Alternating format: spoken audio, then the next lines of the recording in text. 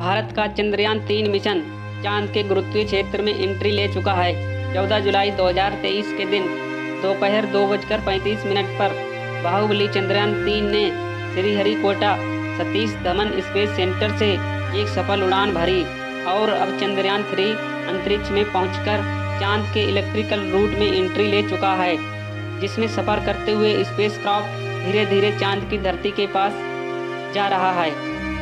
लेकिन अब इसके आगे का सफ़र इतना आसान नहीं होने वाला और अब इस सफ़र में सबसे मुश्किल आखिरी पड़ाव, जिसमें यह 23 अगस्त के दिन चांद के दक्षिणी ध्रुव पर सॉफ्ट लैंडिंग करने की कोशिश करेगा। और इसी प्रयास में साल 2019 में चंद्रयान-2 का मिशन असफल हुआ था। तो अब सवाल आता है कि आखिर चांद पर जाना क्यों इतना भयानक है और नासा के वैज्ञानिकों ने चांद पर ऐसा क्या देखा कि 70 दशक में जीत हासिल करने के बाद नासा ने अचानक से सारे मून मिशन बंद कर दिए। इस वीडियो में हम चांद से जुड़ी इन रहस्यमयी बातों से पर्दा उठाएंगे। साथ ही आपको चंद्रयान-3 के बारे में कुछ नया और अनोखा बताएंगे, तो वीडियो को अंत तक पूरा देखिएगा। दोस्तों, पृथ्वी से चंद्रमा की पूरी तरह से गोलाई दिखाई देती है। वास्तव में चांद भी पृथ्वी की तरह अंडाकार है। चांद की सतह पर बेहद स्थिर और हल्का वायुमंडल मौजूद है। ये तो आप जानते ही होंगे। साल 2009 में चंद्रयान ने एक मिशन में पानी की खोज की थी, लेकिन आपको बता दें कि चांद की सतह पर पानी लिक्विड फॉर्म में मौजूद नहीं है, बल्कि बड़े बड़े गड्ढों में बेहद ठंडे पथरीली बर्फ के रूप में मौजूद है। साथियों, चांद से जुड़ी यह रहस्यमयी बात यह भी है कि स्विट्जरलैंड की यूनिवर्सिटी ऑफ ऑनपीशल ने अपने एक अध्ययन में यह बात खोज निकाली थी कि चंद्रमा पृथ्वी पर रहने वाले लोगों की नींद पर भी असर डालता है। कहा जाता है जहां अमावस के दिन लोगों को काफ़ी अच्छी नींद आती है, वहीं पूर्णिमा के दिन लोगों को कम नींद आती है। हालांकि विज्ञान ने इस बात को पूरी तरह से स्पष्ट नहीं किया कि आज भी वैज्ञानिक इस बात पर अध्ययन कर रहे हैं। साथियों, चांद की ज़मीन काफ़ी ऊबड़ खाबड़ है और उसमें कई बड़े बड़े क्रिएटर्स यानी गड्ढे भी मौजूद हैं, जो इतने बड़े हैं कि पिछले करोड़ों सालों से इनके अंदर सूर्य की रोशनी नहीं पहुंच पाई है। इनमें से सबसे बड़ा गड्ढा चांद के दक्षिणी ध्रुव में मौजूद है। इस गड्ढे का डायामीटर 2500 किलोमीटर है और गहराई तो इतनी ज़्यादा है कि इसके एक के ऊपर एक करके 10 बुर्ज खलीफा इसमें समा जाएंगे। इस गड्ढे की गहराई 8.2 किलोमीटर के आसपास है और यह सोलर सिस्टम में सभी ग्रहों और उपग्रहों में मौजूद गड्ढों में सबसे बड़ा गड्ढा है। माना जाता है कि चांद की धरती में पानी छुपा हो सकता है और वह भी थोड़ा बहुत नहीं बल्कि 100 मिलियन टन।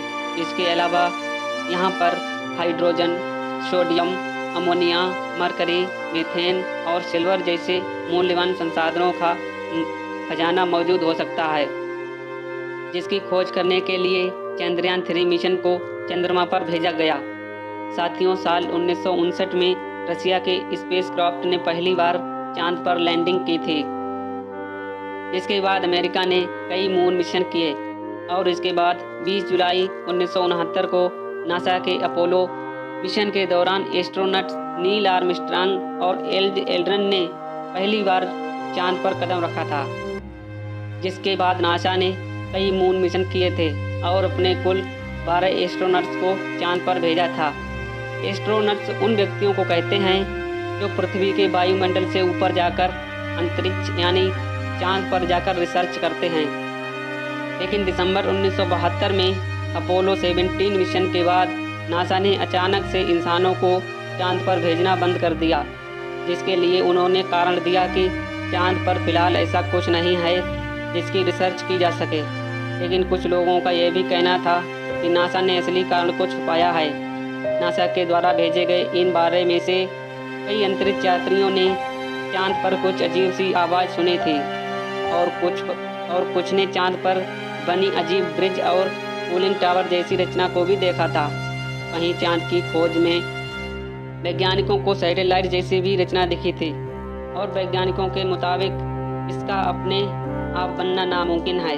हालांकि नासा ने इस बात पर कोई आधिकारिक बयान नहीं दिया था, लेकिन नासा के वैज्ञानिकों ने कई बार यह कबूला कि चांद पर एलियन का बसेरा हो सकता है। फिलहाल यहाँ पर सबसे ज़्यादा गौर करने वाली बात यह है कि सभी मिशन चांद के उत्तरी ध्रुव पर किए गए थे, जहाँ पर लैंडिंग करना चांद के दक्षिणी ध्रुव के मुकाबले काफ़ी आसान माना जाता है। लेकिन साल 2019 में भारत के चंद्रयान 2 ने चांद के दक्षिणी ध्रुव पर सॉफ्ट लैंडिंग करने की कोशिश की थी और अपने इस प्रयास में चंद्रयान 2 का विक्रम लैंडर पूरी तरह से असफल हो गया था। आखिर चांद का दक्षिणी ध्रुव इतना खतरनाक क्यों है, आइए जानते हैं। सबसे पहले तापमान की बात करें तो चांद के दक्षिणी ध्रुव में कई ऐसे बड़े बड़े गड्ढे हैं, यानी इस जगह पर करोड़ों सालों से सूरज की रोशनी नहीं पहुंची। सूरज की धूप न पहुंचने का सीधा सा कारण है तापमान का कम होना। इसलिए कई बार दक्षिणी ध्रुव पर तापमान -230 डिग्री सेल्सियस तक पहुंच जाता है। ऐसे में किसी भी इंसान का स्पेस क्राफ्ट से बाहर निकलना तो छोड़ें, खुद स्पेस क्राफ्ट को ऐसे तापमान में काम करना मुश्किल है। इतने कम तापमान में कई बार स्पेस क्राफ्ट में लगे उपकरण काम करना बंद कर देते हैं। यहाँ सूरज की रोशनी न पड़ने की वजह से चांद के दक्षिणी ध्रुव के कई हिस्सों में काफ़ी ज़्यादा अंधेरा है, जिस वजह से चांद की ऑर्बिट में घूम रहे नासा, रशिया और चाइना के ऑर्बिटर भी वहाँ के काफ़ी हिस्सों को ठीक से एनालाइज नहीं कर पाए, यानी कि उन हिस्सों में क्या हो सकता है यह किसी को नहीं पता। ऐसे में वहाँ जाना सबसे बड़ी चुनौती है। इसके अलावा चांद के दक्षिणी ध्रुव की ज़मीन उत्तरी ध्रुव से ज़्यादा ऊबड़-खाबड़ है। वहीं यहाँ पर कुछ सेंटीमीटर से लेकर 2500 किलोमीटर तक के बड़े बड़े गड्ढे हैं। आपको बता दूं कि इसरो के मुताबिक धरती से चांद की दूरी करीबन 3,84,400 किलोमीटर है। ऐसे में इतनी दूरी पर लैंडर से डीप कम्युनिकेशन बनाए रखना काफ़ी मुश्किल है, क्योंकि इतनी दूरी पर रेडिएशन सिग्नल कमज़ोर हो जाते हैं और एंटीना से बहुत ज़्यादा बैकग्राउंड नॉइज आने लगता है।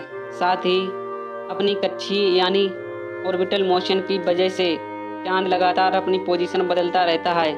ऐसे में तय की गई लैंडिंग साइट पर पहुंचने के लैंडर को भी सही मोशन पकड़े रहना पड़ता है। इसके अलावा चांद पर पृथ्वी से कम ग्रेविटी है और बहुत कम वातावरण है। साथ ही चांद के दक्षिणी ध्रुव में काफ़ी बड़े बड़े पत्थर गड्ढे होने के साथ धूल उड़ती रहती है और यही सभी कारण किसी लैंडर को लैंडिंग करने में काफ़ी चैलेंज देते हैं। पिछली बार चंद्रमा की सतह से 2.1 किलोमीटर पर चंद्रयान 2 के विक्रम लैंडर से इसरो का संपर्क टूट गया था और इन्हीं में से किसी एक कारण की वजह से वह चांद की सतह पर क्रैश लैंडिंग करके तबाह हो गया था। लेकिन पिछली बार आई मुसीबतों से सीख लेकर इसरो ने चंद्रयान 3 के लैंडर को पहले से ज़्यादा एडवांस और पावरफुल बनाया है। जैसा कि चंद्रयान 2 के विक्रम लैंडर में 5 थ्रस्टर्स थे, लेकिन चारों तरफ सही संतुलन बनाए रखने के लिए चंद्रयान 3 के लैंडर में बड़े और एडवांस 4 थ्रस्टर्स लगाए गए हैं। इसके अलावा इस बार के विक्रम लैंडर में लेग्स को बढ़ा दिया गया है और मजबूत कर दिया गया है। साथ ही इसकी स्टोरेज कैपेसिटी को भी बढ़ाया गया है। वहीं इसमें लगे कम्युनिकेशन डिवाइस भी एडवांस तकनीक का इस्तेमाल कर रहे हैं, जिससे इस बार लैंडर इसरो से संपर्क ना तोड़े। और सबसे ज़रूरी बात है कि सॉफ्ट लैंडिंग सीक्वेंस को भी सुधार दिया गया है। इन सभी बदलावों से चंद्रयान 3 के लैंडर को चांद की सतह पर सॉफ्ट लैंडिंग करने में आसानी होगी। साथ ही उन सभी बदलावों का टेस्ट करने के लिए सिमुलेशन चलाकर विक्रम लैंडर की हज़ारों बार टेस्टिंग की गई है।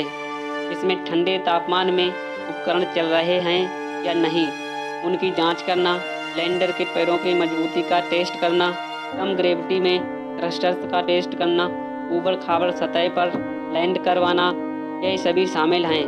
और इसकी लैंडिंग साइट यानी चंद्रमा की धरती पर उतारने की जगह इसको भी पहले से बढ़ाकर 4.2 किलोमीटर की लोकेशन चुना गया है।